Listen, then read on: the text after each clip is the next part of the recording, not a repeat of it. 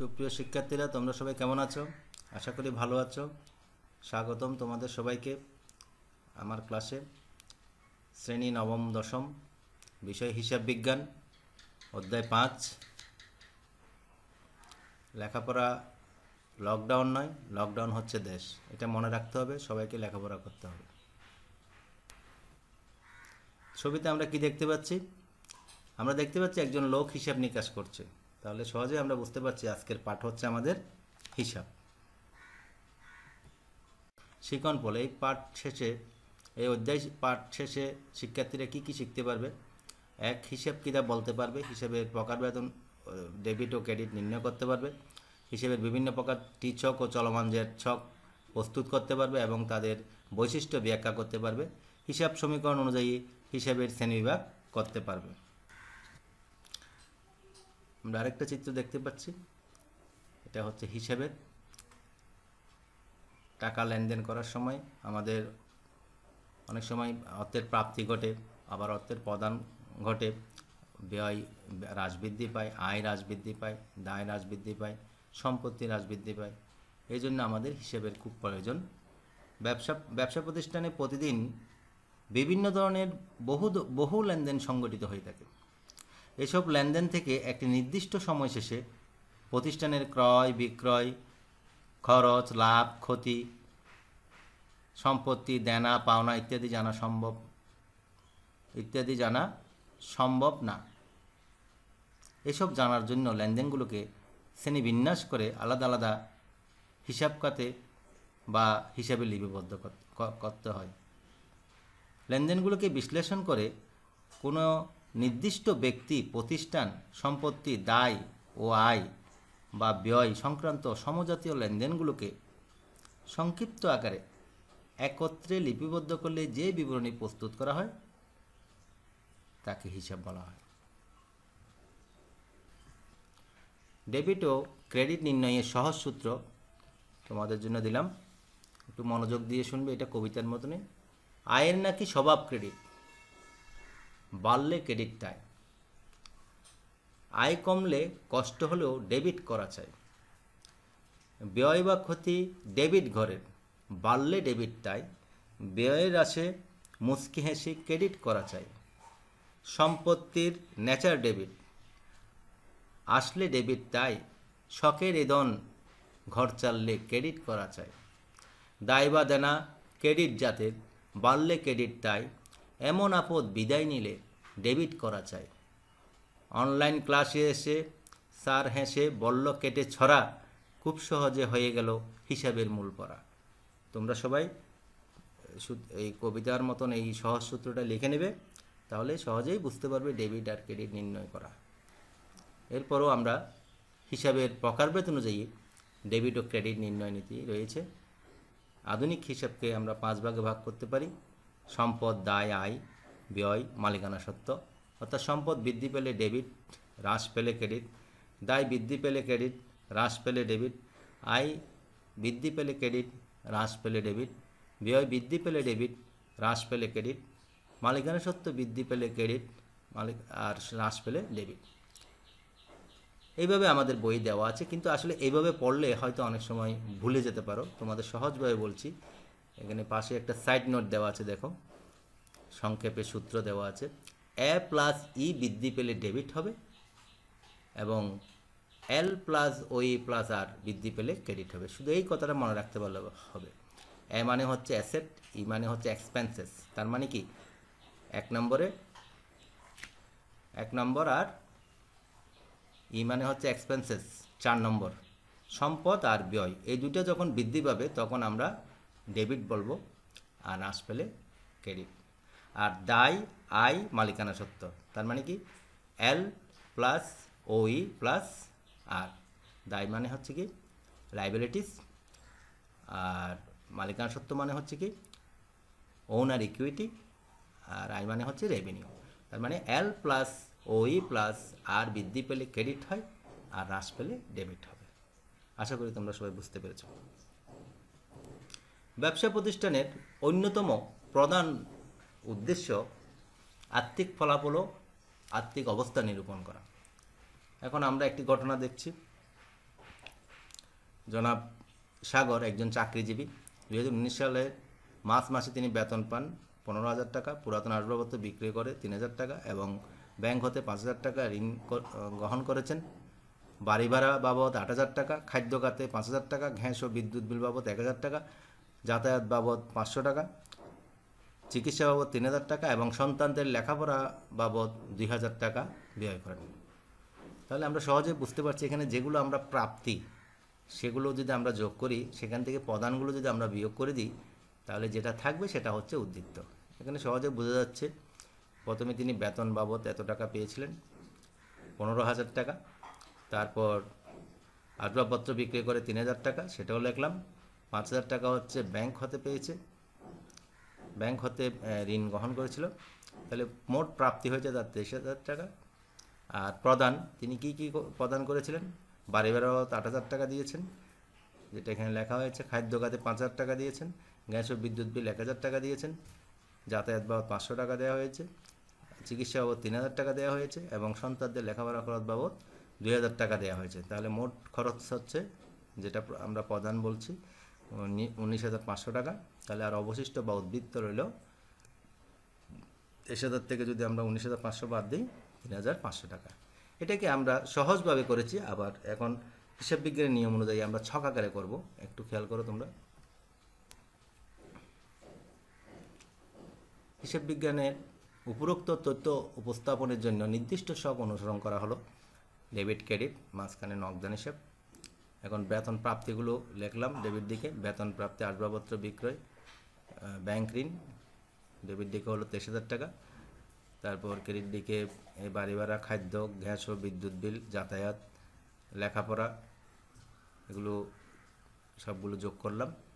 23,000 থেকে এগুলো সবগুলো 8,000, 5,000, 1,000, 500, 3,000, 2,000 এগুলো বাদ দিলাম। বাদ দিলে যে ব্যালেন্সটা আসবে বা উদ্বৃত্ত আসবে সেটা হচ্ছে 3,500 এবং দুদিকে ব্যালেন্সটা আমরা সমাপ্তি জের দিয়ে মিলিয়ে দিলাম।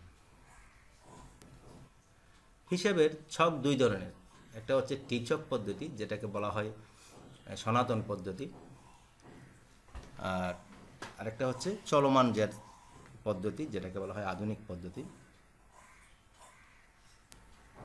টি ছক, টি ছকে আমরা দেখতে পাচ্ছি প্রথমে হিসাবের নাম এবং শিরোনাম লিখতে হবে, ডেবিট এবং ক্রেডিট লিখতে হবে, হিসাবের কোড নম্বর লিখতে হবে। এখানে ছক কয়টা আমরা দেখতে পাচ্ছি? 1, 2, 3, 4, 5, 6, 7, 8, 8টা। তার মানে ডেবিট দিকে হচ্ছে 4টা, তারিখ বিবরণ জাবেদা 20 টাকা। ঠিক একই রকম ক্রেডিট পাশেও তারিখ বিবরণ জাবেদা 20 টাকা। আশা করি আমরা এটা করতে পারবো, ছকটা আঁকতে পারবো।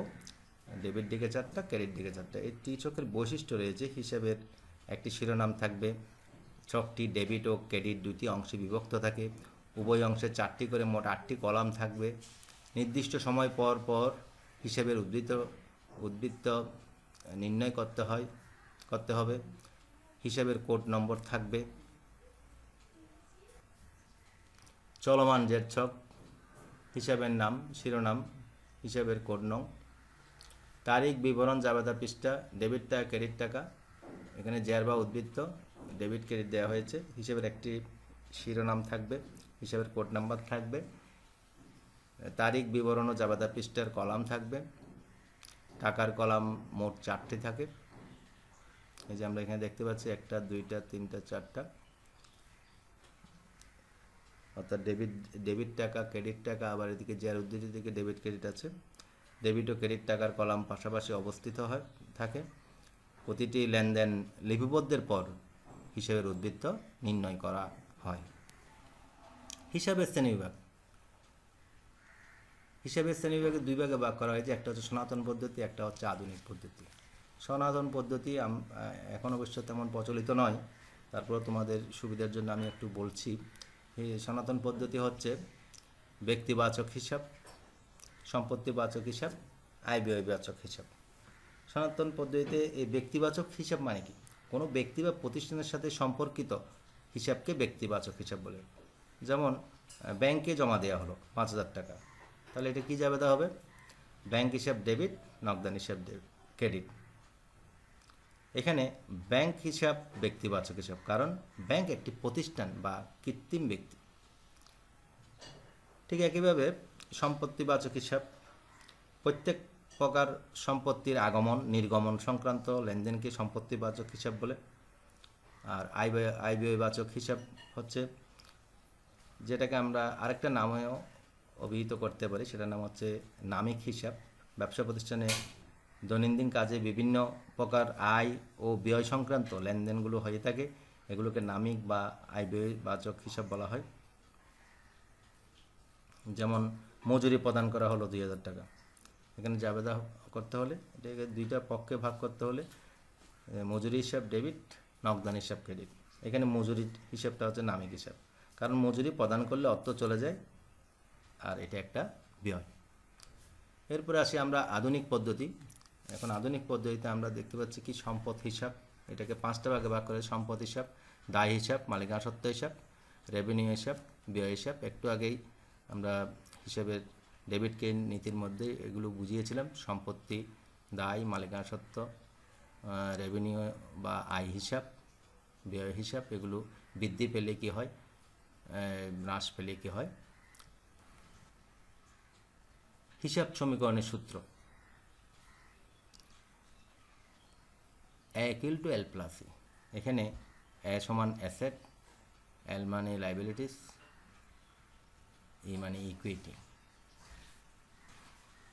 হিসাব সমীকরণের বর্ধিত রূপ A সমান L + E বলি আমরা। ইটাকে যখন আমরা বর্ধিত করব, E সমান হবে C + R - E - D, অর্থাৎ সিটা হচ্ছে ক্যাপিটাল, আরটা হচ্ছে রেভিনিউ, মানে মূলধনের সাথে যখন আমরা আয়টা যোগ করব, যোগ করার পরে খরচটা বাদ দেব, এক্সপেন্সেস বাদ দেব, ড্রয়িংসটা বাদ দেব, তাহলে আমাদের মালিকানা সত্ত্ব হয়ে যাবে। কিন্তু মূল হিসাবটা হচ্ছে A = L + E, মানে যত সম্পদ আছে সম্পদ সমান মোট সম্পদ সমান মোট দায় ও মালিকানা সত্ত্ব। আর এই যে C + R - E - D, এটা হচ্ছে সম্পূর্ণটা হচ্ছে E। তাহলে মূল পড়াটা কি হচ্ছে A = L + E, E মানে হচ্ছে C + R - E - D। আশা করি তোমরা বুঝো। এবার তোমাদের কিছু শ্রেণীর কাজ করাবো, তোমরা সবাই খাতাগুলো হিসাবগুলো লিখে নাও। নিম্নলিখিত হিসাবগুলোকে কোনটি কোন হিসাব চিহ্নিত করো। যেমন প্রথমে দিয়েছে নগদান হিসাব, ব্যাংক হিসাব, বেতন হিসাব, বিক্রয় হিসাব, তারপর দিয়েছে ক্রয় হিসাব, বিক্রয় হিসাব, দেনাদার হিসাব, ঋণ হিসাব। তাহলে আমরা এতক্ষণ পরে যা বুঝলাম, নগদান মানে হচ্ছে সম্পদ, ব্যাংক ও সম্পদ, বেতন মানে এটা একটা খরচ বা ব্যয়, ব্যয় হিসাব, বিক্রয় মানে হচ্ছে বিক্রি করলে আয় হয়, আয় হিসাব, ক্রয় মানে হচ্ছে খরচ বা ব্যয় হিসাব, বিক্রয় হিসাব, আয় হিসাব, দেনাদার হিসাব, সম্পদ হিসাব, ঋণ হিসাব, দায় হিসাব। আশা করি তোমরা বুঝেছ। একক কাজ, তোমাদের জন্য কিছু একক কাজ থাকবে। হিসাবের ছকে মোট কয়টি ঘর থাকে, এগুলো আমি আলোচনা করেছিলাম। হিসাবের চলমান জের ছকে মোট কয়টি ঘর থাকে। হিসাবের কোন ছক ডেবিট ও ক্রেডিট দুইটি অংশে বিভক্ত থাকে।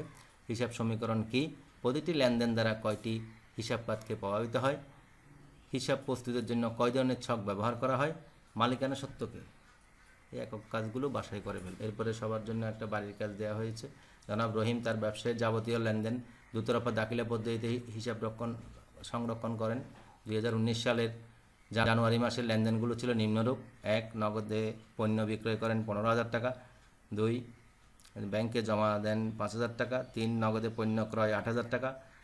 4. কর্মচারীকে বেতন প্রদান 2,000 টাকা। করিমের নিকট ধারে পণ্য বিক্রয় 5,000 টাকা। ক. জনাব রহিমের জানুয়ারি মাসে মোট বিক্রয়ের পরিমাণ কত? খ. জনাব রহিমের মালিকানা সত্ত্বের পরিমাণ কত? গ. উপযুক্ত লেনদেন দ্বারা হিসেবের শ্রেণীবিভাগ ছকের সাহায্যে দেখাও। ধন্যবাদ সকলকে।